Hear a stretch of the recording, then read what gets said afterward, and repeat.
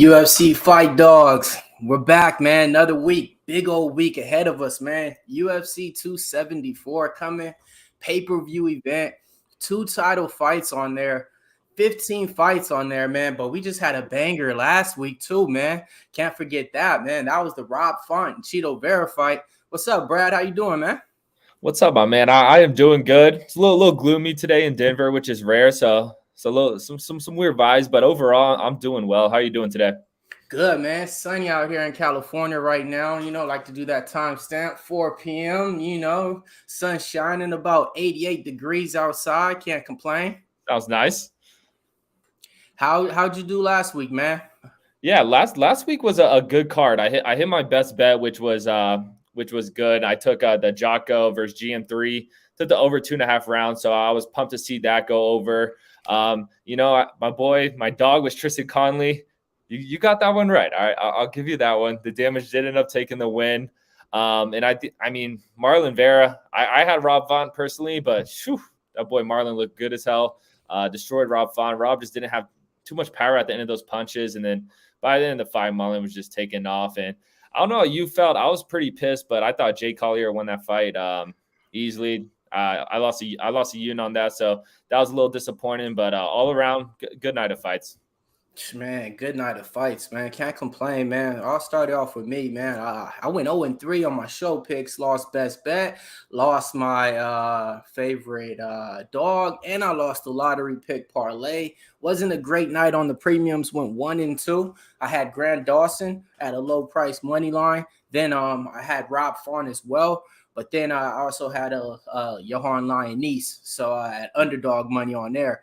Yeah, it didn't go the way that I wanted. That underdog play, Johan Lyonese was winning the fight, had him knocked down and everything. And then he just gassed out in the second round. So not too mad about that pick at all. Same thing on the Rob Font. I mean, he was winning in those rounds. He actually got knocked down, I think, 2 or 3 times in that fight. In those rounds that he got knocked down, he was actually winning them, though. So, I mean, it is what it is. It happens sometimes. But, hey, man, if you're going to lose the bet, at least it was worth the fights that you got entertained with, right? For real. Hey, and we were hot too. We had to come down at some point. It's all good. The heaters don't last forever, but we got a big card here, and I feel like there's a lot of money to get back at. So I'm definitely pumped.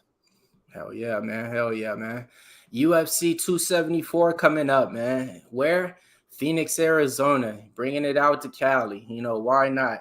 Gonna have a lot of names on this card you guys probably aren't gonna be familiar with.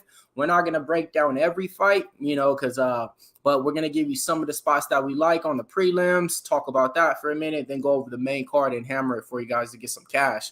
But before that, though, man, let me go over some of the fights that's on there, man. And I'll give you just a real quick on my lean and entertain the thought of the fight real quick. Journey Newsom making his comeback on Fernie Garcia coming in, making his debut. Journey Newsom opened up as an underdog at a plus 140. Money's coming in on him now. He's all the way down to a plus 120. I actually like Journey Newsom in that fight. Lupita Goodness coming in, fighting on Alina Karolosi.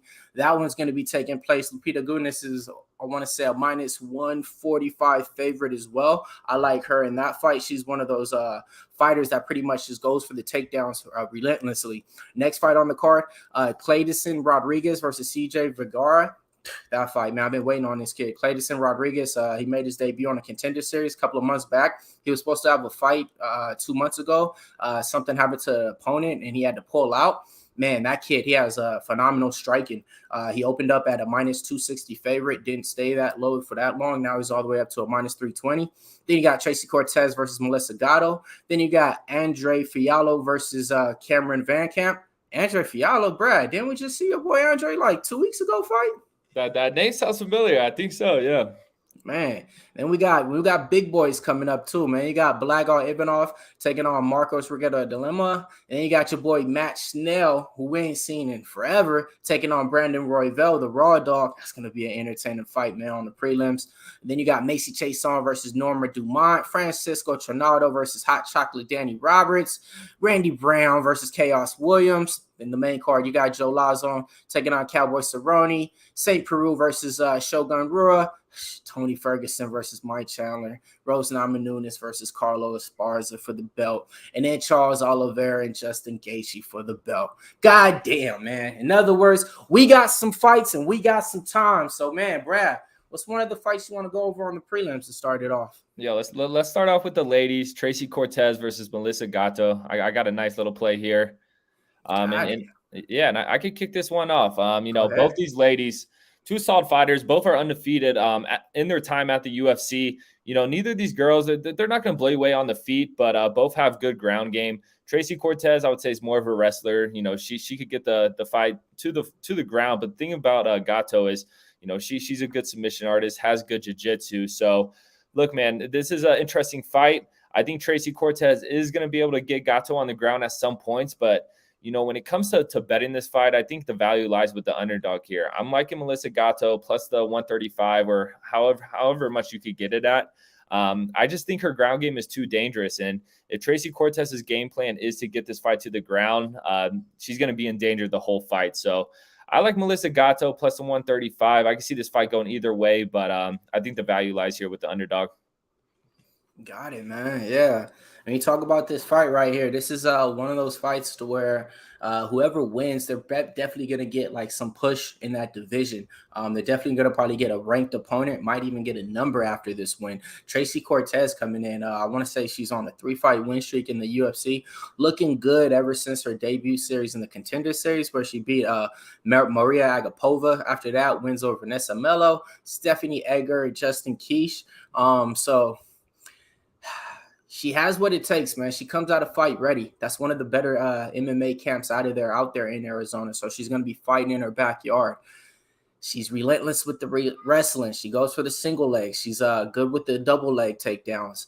She's not the best striker. Neither is Melissa Gato. But the one thing that she does have, she has that wrestling in her back pocket. She has it, and she's dating. Actually, she's engaged to Brian Ortega, so that's actually more eyes on her training, that she has now, because you got to believe it, like if you're dating an undefeated fighter in the UFC that's undefeated, you don't want to get that first loss. So, as a boyfriend, you're probably more invested into her fights a little bit more than you are for yours. Cause hey, me, I can handle mine. I need to make sure she can handle hers and get her wins though, so now she got a different set of eyes on her, even helping her when she's just at the house, not even thinking about nothing. When she's watching TV and cartoons, he's over putting other things in her head. Like, hey man, when she's doing this, she's probably going to be trying to get your neck down here. He practices jiu-jitsu as well. If you can't tell, give me some Tracy Cortez minus 170. That's where the money's at, right? Nope, I'm waiting though, because the money's coming in on Gato. Everybody I know is on Gato. I'm gonna wait till that line goes down. Same thing I did to her when she fought Stephanie Edgar. She came out at a minus 230, played her at that, didn't hesitate. Played her again when she got lowered to a minus 145. Double up. Give me some Tracy Cortez. I've been backing this girl from 2019. Why would I stop now? So, hey, Tracy Cortez for the win. Let's keep this thing going, Brad. Who we got next? All right, hey, we'll see about that. I like that analysis though. But let's go. Randy Brown versus Chaos Williams. Another fun fight we have here. Randy Brown, he's had a good career in the UFC, and it's tough. But it's tough for me to get a read on him. He's beat the guys that he should beat.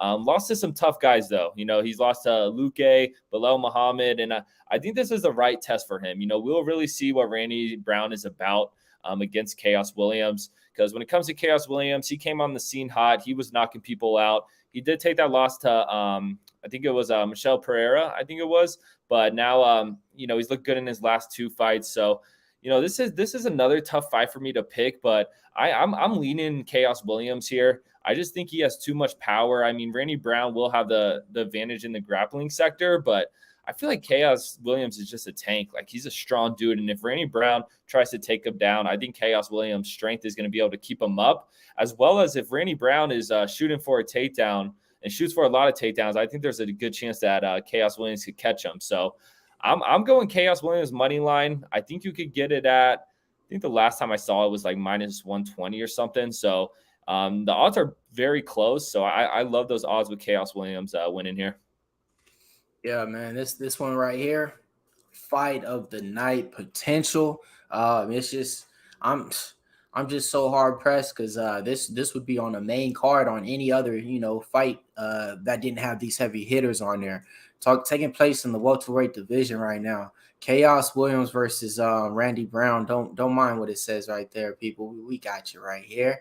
But man, Chaos Williams has some of the most explosive hands out there. He's known as the Ox Killer, the Ox Boxer. He has this saying, don't sleep on me, because if you sleep on me, you're going to get put to sleep, Just knocked out Miguel Baeza, real impressive with that one. Randy Brown, on the other hand, is kind of putting it all together right now in his career. He's one of those guys that he's not good. He's not great at one thing, but he's a little bit good at everything. Long fighter, likes to use that jab sometimes, doubles up, reminds you of a Neil Magny out there. But he can go for those takedowns.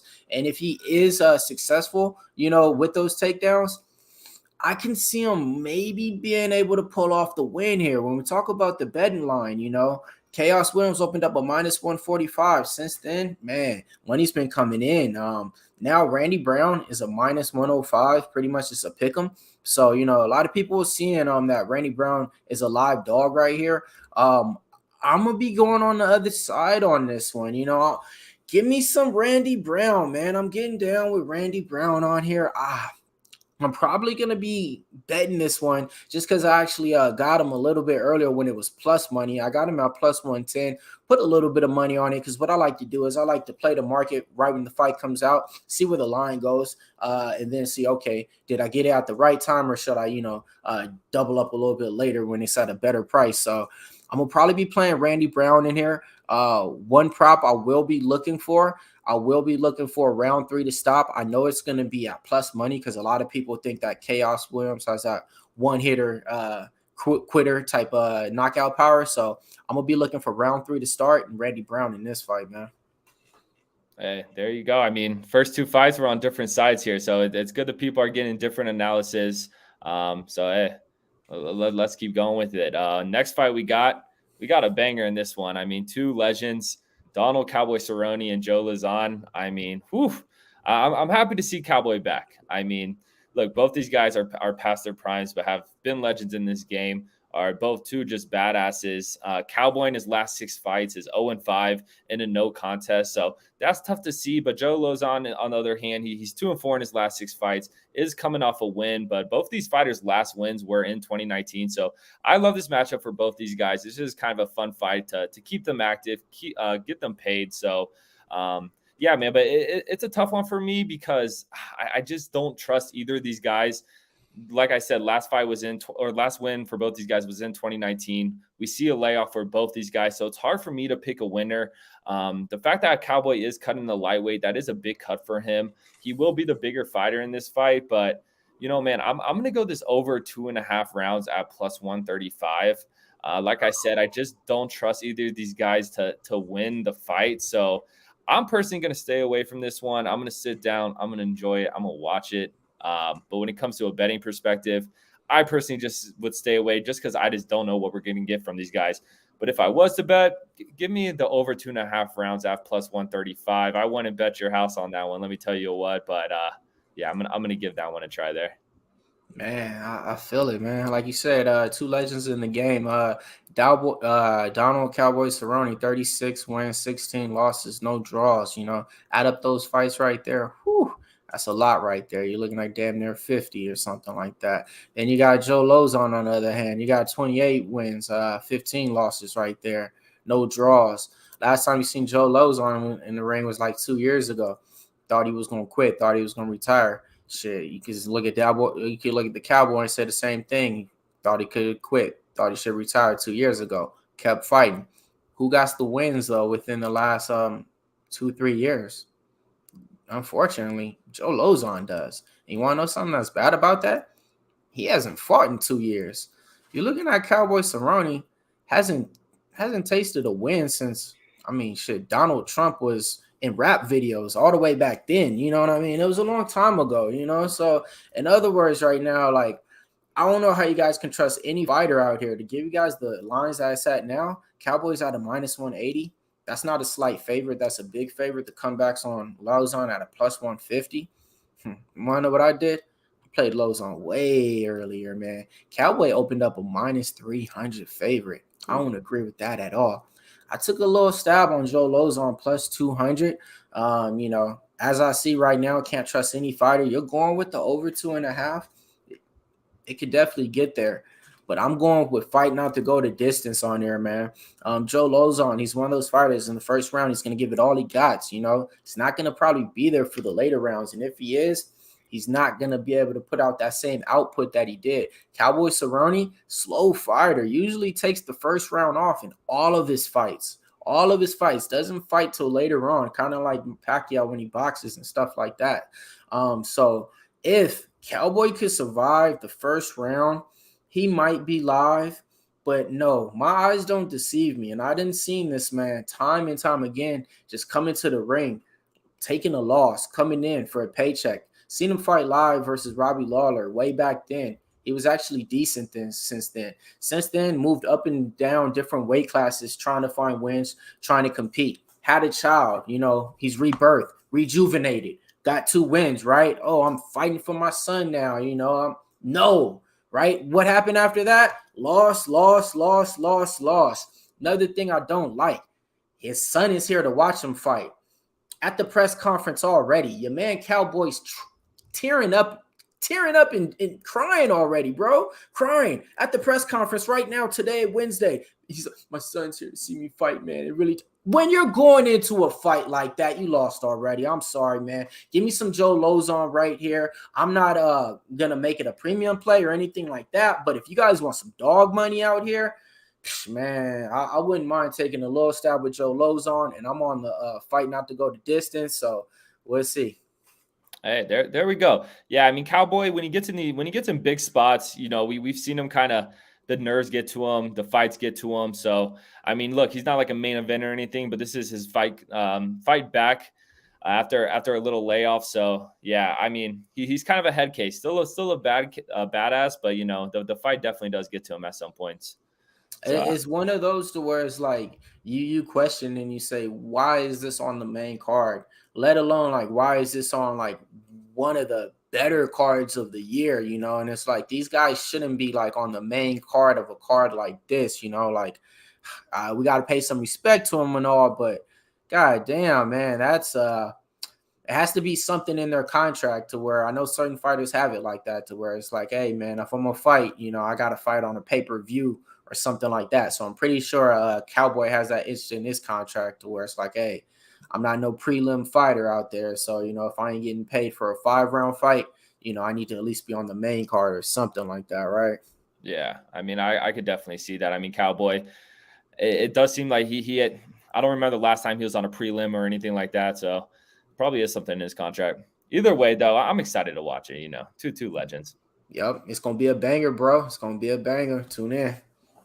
All right, let's move on, though. Next fight we got Shogun Rua versus OSP. This is another good fight. Another fight with 2 older gentlemen here. These guys fought back in 2014, where OSP did get the win. But both of these fighters are at very different points of their career. Shogun, back in the day, he was the man. He was a legend. Kind of fell off. Had an up and down career later in his career in the UFC. But I just don't see how this fight goes well for Shogun. I see OSP being able to stick outside, land some good leg kicks. He has a very strong kick game. So I don't know. Mauricio Shogun, the only way I see him winning this if he darts in and catches OSP with something. But as we saw in Shogun's last few fights, he kind of gasses out later in the fight, and I could see that happening in this one. So OSP, he is a heavy favorite, but I like him to finish this fight. I don't think this goes all 3 rounds. So give me OSP inside the distance. Last time I checked, you get at minus 110. So those are pretty solid odds. I think he KOs him here. Yeah, this is gonna be like you said, it's another fight. We got two more legends in the game. You got Shogun Rua. I remember him fighting everybody back in the day. I mean, some of the most phenomenal fights ever. Actually, this fight took place already, like you said. Didn't last that long. I think it was OSP knockout first round within like the first minute, So a lot of people thought that, hey, let's see what happened if this fight would have got played out again. Found out in media today they actually did. They tried to book that before in Japan or something in 2016, I think, and it didn't happen then. So they actually tried to book this fight once again just to see about how the rematch would play out. But this time it's way too late for Shogun, man. My last time seeing him in the fight, he was tapping out on strikes. You don't tap out when you're getting hit in the face. He literally was tapping out because somebody was punching him. So that ain't a good look. OSP on the other side, man, he done went up to heavyweight, tried it up there, came back to light heavyweight. Now he's down here. He has that famous OSP choke, man. He gets you in this OSP St. Peru choke. It's crazy. You can't get out of it, man. So he's a great wrestler when he wants to do it. Collegiate athlete. He was a football player before that. On the feet, not a real good striker, but when it comes to Shogun, I think he has enough to put him out night. So I'm on the OSP side. He's a big favorite, minus 260. He is a parlay piece. So if you guys want a solid parlay piece, you can definitely get OSP. Another prop that I would probably go with, I would go with one Brad just said, OSP inside the distance, because that's exactly how I see Shogun getting finished. Yeah, I agree. I mean, OSP is definitely a great parlay piece in here. My lottery pick parlay is definitely going to have him in there. So, definitely agree with you there. But let's keep it moving. Next fight is going to be an absolute banger. I mean, two guys who always bring it, Michael Chandler versus Tony Ferguson. And this is crazy. I mean, Tony Ferguson, look, man, at one time he was on that 13-fight winning streak. He was supposed to fight Khabib a couple times. That never happened. And some people actually thought that he was the guy to beat Khabib. Look, as time went on, I don't think that was true. But back in the day, it looked like no one could beat Tony Ferguson. Then he has that war with Justin Gaethje, and just the hype has died down since from there. I mean, he lost to Oliveira, Justin Gaethje, and who else did Tony lose to? Who was his last? Oh, it was Dariush. And that was all three were just bad beatings. I mean, he's lost like 11 rounds in a row. So, I mean, Tony Ferguson's career has kind of just dropped off ever since that Gaethje beating. When it comes to Michael Chandler, I mean, the dude's an animal. He also lost to Justin Gaethje in his last fight. But man, I'm going to have to go with Michael Chandler in this one. The only chance I see Tony Ferguson winning is if he somehow submits him. Things get squirrely on the ground and Tony Ferguson catches him with something. But I just don't see that happening.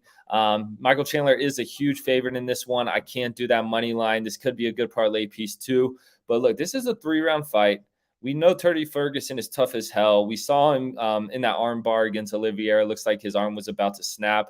Stuck with that. So Tony Ferguson could get knocked out, but I'm going to roll with this Chandler via decision. You could get it at plus 240, which I think is amazing odds. If this was a 5-round fight, I don't think it would last all 5, but 3 rounds, I think Tony Ferguson could last in those 3 rounds. So, and I don't know if you saw him on media day either, but he's fighting with the chip on his shoulder. He's pissed at the UFC and things like that. So I think Tony Ferguson loses, but I think he's able to toughen it out. So give me Chandler via decision.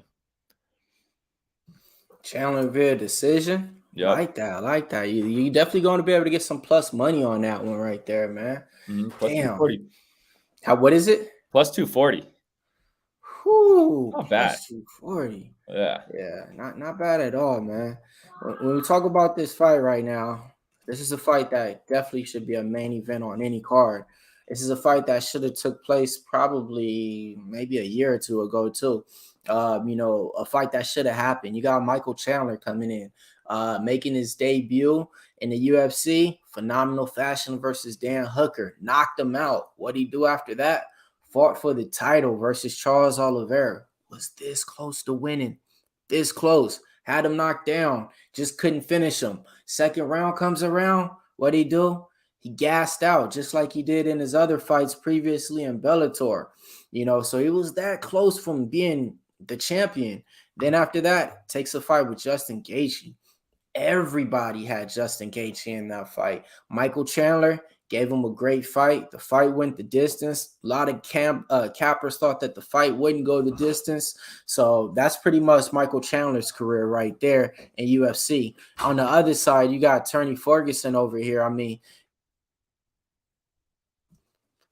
he's definitely not looking like playing a part, on a 3-fight losing streak. But let's just rewind that, you know, and let's look at the opponents that he's fighting. Benair Dariush, damn near, you know, he would be fighting for the title versus Islam Makhachev, you know, to see who's next for that. Taking a loss to Justin Gaethje, you know, where he was looking good in the first round. It was actually a war in that, you know, no disrespect in that, you know. So the people that he's losing to is definitely championship quality. And let me just talk to you guys, man. Tony Ferguson is the type of fighter that everybody loves. He was the guy that everybody was saying could beat Khabib. He was the guy that everybody wanted to watch during COVID. He was the pre-Conor, the Conor's not going to fight. I'm back in Tony Ferguson. He was on an 11-fight win streak. Tony Ferguson is the man. Made his debut from the Ultimate Fighter on Brock Lesnar's team. I've been following him ever since then. He has that nasty, vicious shit. He's a real fighter, you know. Let's talk about this betting line. Michael Chandler minus 410. Come back on El Kukui. Tony Ferguson plus 300. Oh, man. When you ask me who's my favorite fighters, Tony Ferguson used to be right there. When you ask me who's my man, I tell you Michael Chandler. Wait till he gets in the UFC and wait till you see what he's going to do. I remember going back and forth with him on Twitter, telling him, hey, you need to come on in the UFC. He replied back to me about like 3 years ago. We'll see what happens. Knew he was a free agent coming up. Been following this guy. Championship pedigree. Fights with Eddie Alvarez over there at Bellator. Fights with Will Brooks. The one thing about it is, man, he's even a bigger man outside the ring. You know what I mean? Adopting children that need and everything like that. Shout out to him, man. Real champion in my eyes. But back to the fight. Forget those gambling lines, man. This is the fight that every man wants to see, man. Is Michael Chandler better than Tony Ferguson? These lines are a disrespect to Tony Ferguson, man. When you're talking about some of the best in the division, you're looking at Michael Chandler. You're talking about Tony Ferguson. So I'm a biggest Michael Chandler fanboy. When you talk about fanboy, Michael Chandler is my man. I bet him every time. I've been backing this guy since Bellator. Tony Ferguson, though, I just feel he's getting disrespected. And there's no way I can bet Michael Chandler at a minus 400 or a minus 350 because I know how my boy fights. In the second round, he looks for ways out.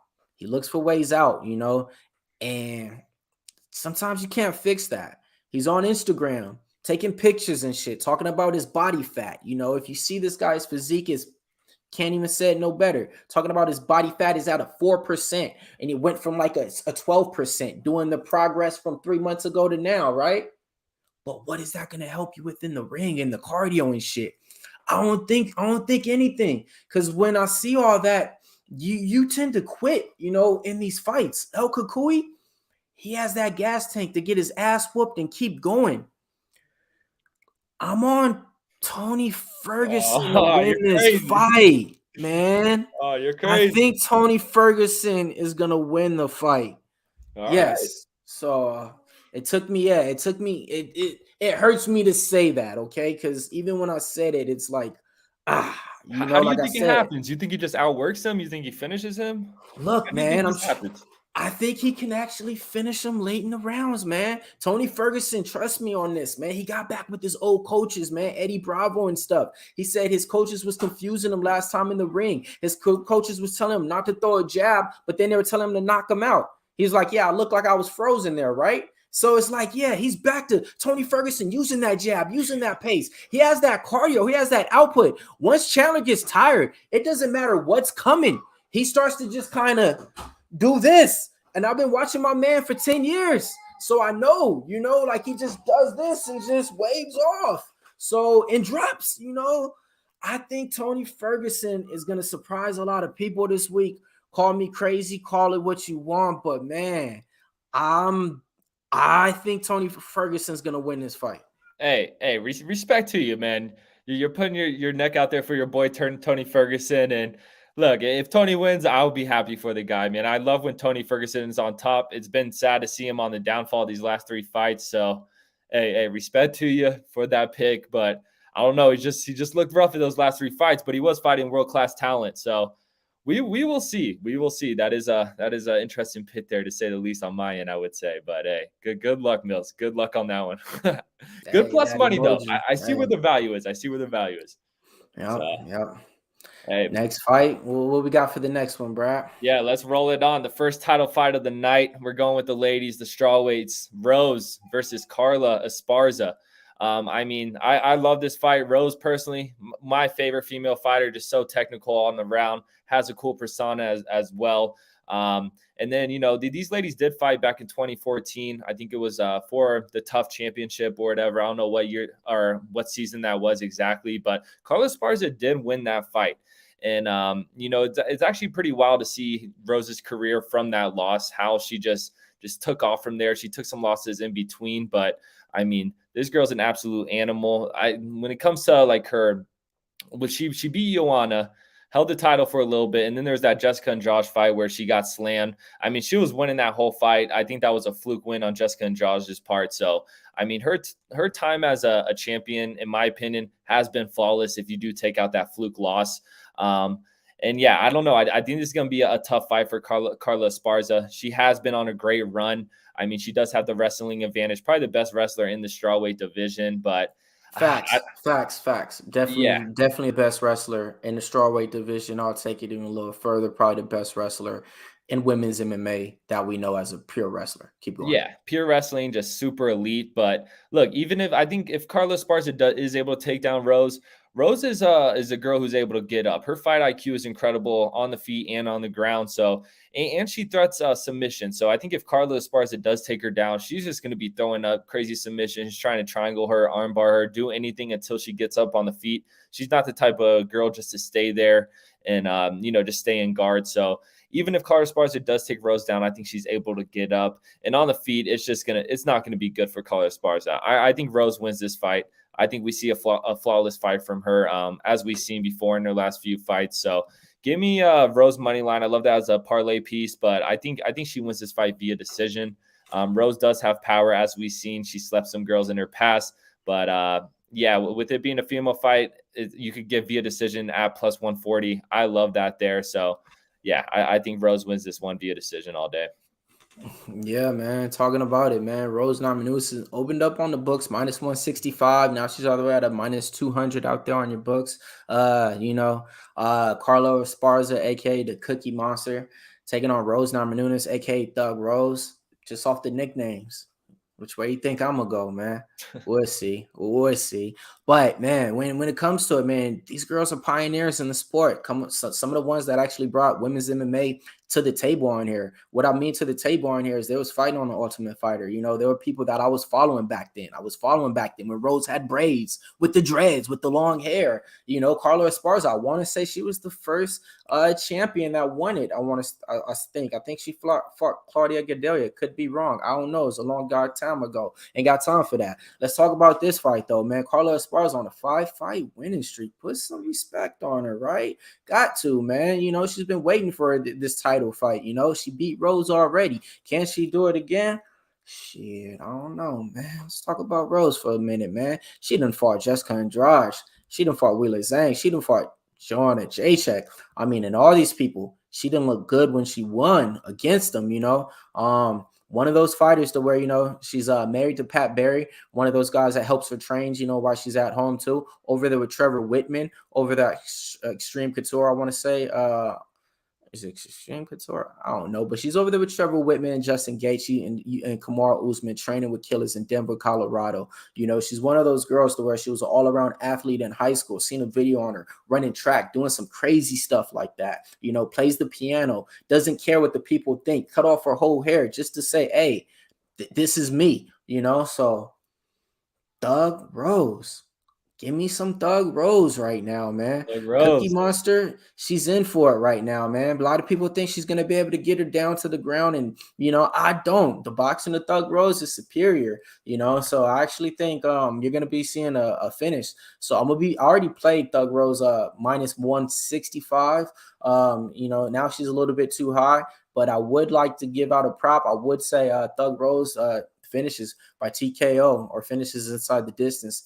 That'd be a play I like right there, man.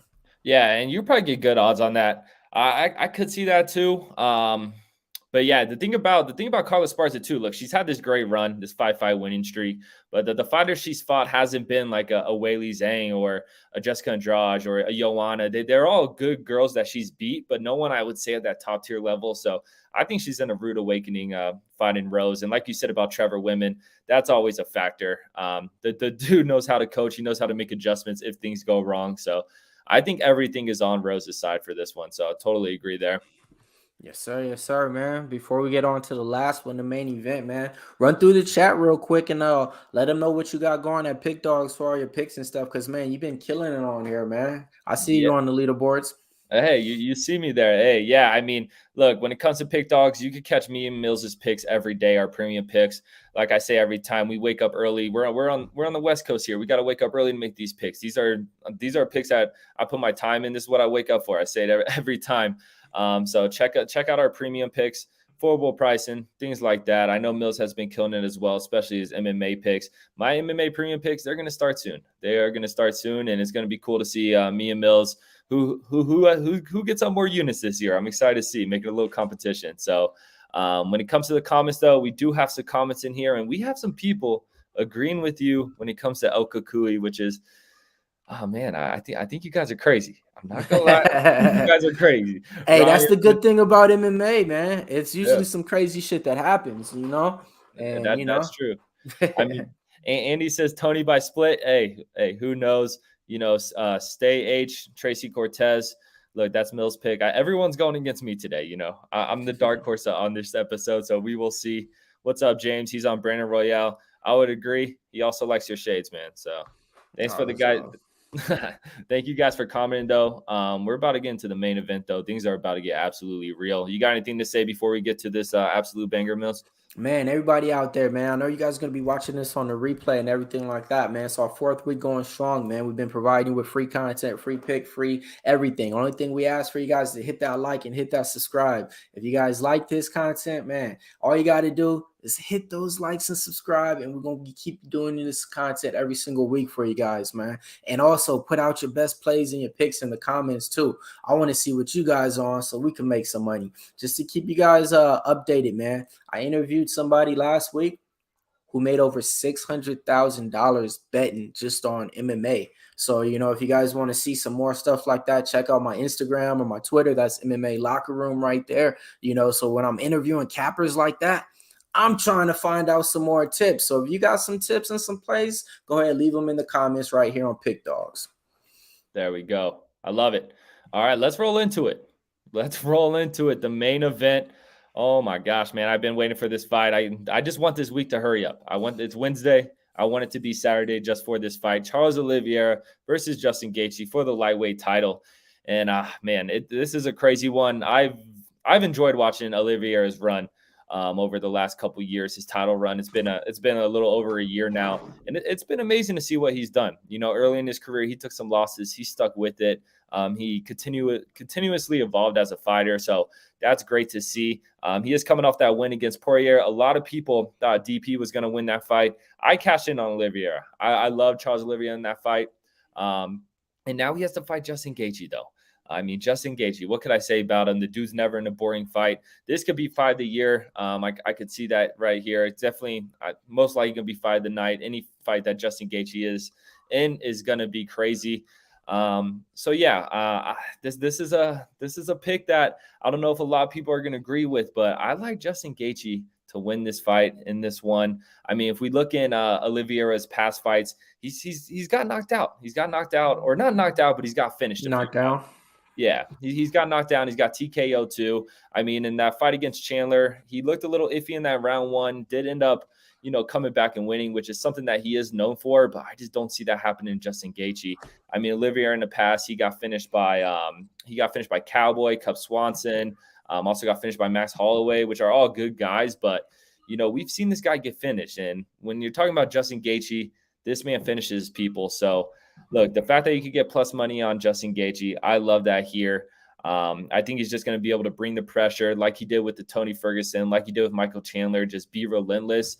And unless he gets, caught in submission or something like that, I think he's just able to outstrike him and just bring the power and overwhelm Charles Oliveira. So, Give me Justin Gaethje money line. I'm very interested to see your take in this fight.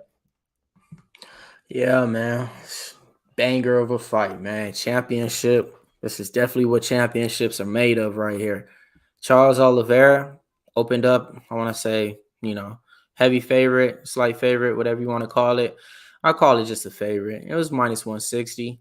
Now he's all the way up to a minus 185 out there on your lines. The motherfucking champ is here. Charles Oliveira. Put some respect. This guy's on an 11-fight win streak. He hasn't lost since I don't know when, man. And he looks like one of those fighters to where you see, oh, I could beat him. Oh, I can do this. You get out there in that octagon, you might even drop him a few times, but he doesn't quit. He's a fighter. So fought back a couple of times after being dropped. Now he has the belt, doing what he has to go all the way. So I think he's on a path right now, man. I don't think Justin Gaethje has enough what it takes to take the belt from him right now. They both train at good camps right now. He trains at Cute Box. I want to say, you already know the Trevor story, Trevor Whitman over there with Justin Gaethje, what they're doing over there. But I see holes in Justin Gaethje's game right now. He's one of those fighters to where he goes all out and gets reckless at times, so he can be beat. So I actually got Charles Oliveira right here, and I actually think he wins inside the distance as well. All right, okay, going with Big Charles. We'll see, man. I don't know if that fight looks like anything like it was with Chandler or Tony Ferguson. I just think it's going to be a tough night for Oliveira. I don't know. Do you see him like submitting him, or what are you thinking here? How do you think this ends? I would getting KO'd. I just don't see it. I actually think he submits him here. Okay. I actually think he could get his back easily on here. So I actually think he's going to be submitting him in this fight. So I actually would play Charles the Bronx wins inside the distance as well in this fight right here. But I will say this, man. Charles Oliveira, he's there to be hit. And Justin Gaethje, he brings fucking lightning when he does. And those leg kicks are vicious as hell. So, I'm not too convinced saying like there's no way he can lose or it's a lock or anything like that. But I just got to go with the guy that's on an 11-fight win streak. And, the guy who has, I think, one of the most finishes in UFC right now, Charles Oliveira. So until something else happens, I can't go against him right now. Okay. No, I feel that. Hey, let's roll into best pick, best dog, lottery pick. What you feeling for your best pick? Oh, man, best pick on the card, man. My best pick on the card, I'm going to go ahead and give you a fighter, man. So, like I said, I'm going to just go ahead and give it out there, man. I can't go against him, man. Give me some Rose Namajunas, man. That's my best pick on the card. I think she's just in a league of her own, legendary when it comes to it. Yep, I agree. I like that pick there. I'm going to go I'm going OSP. It is a little juicy. I think he wins no problem, but if you want to knock those odds down a little, I like inside the distance. I think he finishes Shogun here. What about best dog? My best dog right now, I go ahead and give you guys Journey Newsom, man. I got him when he locked up at a plus 145. Now it's at a plus 120.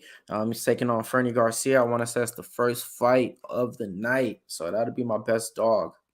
Gotcha. I like Journey as well. Lottery pick, or actually, no, I had to get my best dog out. What am I doing here? Justin Gaethje money line. I just talked about it. I really think he wins this fight. This is Justin Gaethje's time. So, yeah, give me Gaethje there. What you feeling for your lottery pick here? Lottery pick, I got a 2-pick parlay. Nothing that's going to get you nothing crazy back on, just something I could go ahead and go after and I'm confident in. I'm trying to win.